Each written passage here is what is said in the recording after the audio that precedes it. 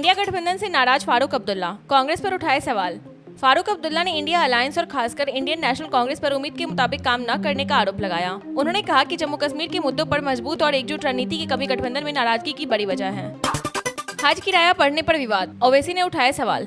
हज committee of India द्वारा हज यात्रियों का किराया 10,000 रुपए बढ़ाने पर विवाद खड़ा हो गया है। असदुद्दीन ओवैसी ने इसे अन्याय बताया, जबकि सरकार का कहना है कि एविएशन टरबाइन फ्यूल की कीमत बढ़ने और वैश्विक हालात के चलते यह फैसला लिया गया है। अमित शाह पर टीएमसी सांसद का विवादित बयान, सियासत गरम। कल्याण बनर्जी ने अमित शाह को लेकर विवादित बयान देते हुए तीखी टिप्पणी की और धमकी भी दी। ऑल इंडिया तृणमूल कांग्रेस और भारतीय जनता पार्टी के बीच आरोप प्रत्यारोप के चलते पश्चिम बंगाल की सियासत गर्मा गई है। पवन खेड़ा को सुप्रीम कोर्ट से राहत, बोला मामला राजनीतिक प्रतीत होता है।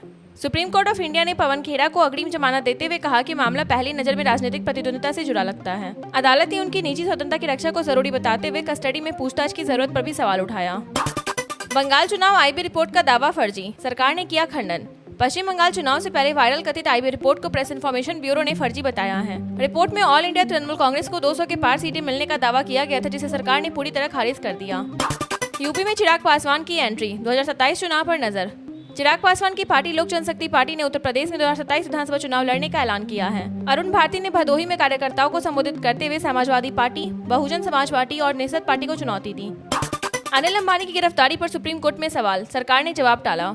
सुप्रीम कोर्ट ऑफ इंडिया में अनिल अंबानी से जुड़े बैंक फ्रॉड मामले पर सुनवाई के दौरान गिरफ्तारी को लेकर सवाल उठे। तुषार मेहता ने कहा कि किसी व्यक्ति की गिरफ्तारी पर इस तरह का जवाब देना संभव नहीं है। बंगाल चुनाव 37 सुपर बेलवेदर सीटें तय करेंगी सत्ता।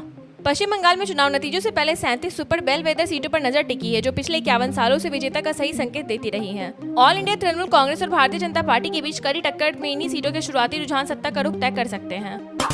कर्नाटक में सुप्रीम कोर्ट आरक्षण पर बड़ा फैसला, 400 पॉइंट रोस्टर लागू। कर्नाटक सरकार ने सुप्रीम कोर्ट आरक्षण के तहत आंतरिक कोटा लागू करने के लिए 400 पॉइंट रोस्टर सिस्टम अपनाने का फैसला किया है। सिद्धारमैया की अध्यक्षता में हुई कैबिनेट बैठक में यह निर्णय लिया गया, जिससे आरक्षण का लाभ सही उपजातियों तक संतुलित तरीके से पहुंच सके। 15 राज्यों में मौसम अलर्ट, आंधी बारिश से बदलेगा मौसम।